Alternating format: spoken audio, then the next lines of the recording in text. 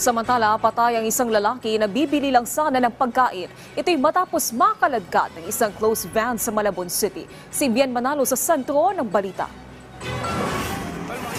Patay ang isang 36 na taong gulang na lalaki na kinilalang si Robert Riza matapos na makaladkad ng isang closed van sa kahabaan ng C4 Barangay Longos, Malabon City pasado alas 11 kagabi. Kwento ng kapatid ng biktima, bibili lamang umano siya ng pagkain kasama ang kapatid na si Robert nang mangyari ang insidente. Naunaan niyang tumawid ang kanyang kapatid nang biglang dumating ang sasakyan at salpukin ito. Ang bilis ng sasakyan, nagulat din ako eh. Hindi ko alam bakit nangyari. Hindi ko tanggap. Sakit. Kasi nagkatawagan ako ng mga kasama ko. Siya yung una kong hinahanap eh. Siyempre, maasahan. Sobra. Hirap na hirap ako ngayon eh.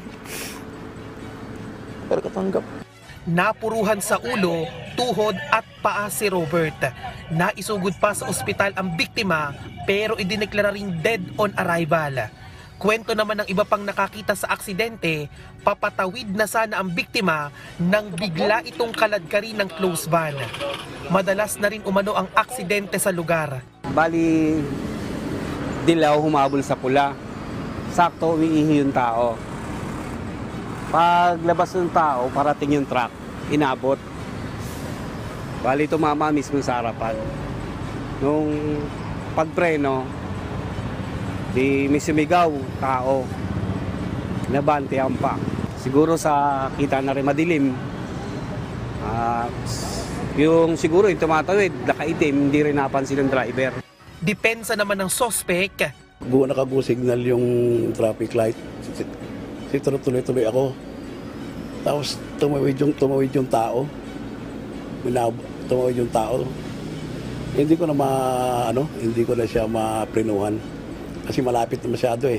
Hindi ko na po masyadong napansin kasi yung salamin ko nabasag na po.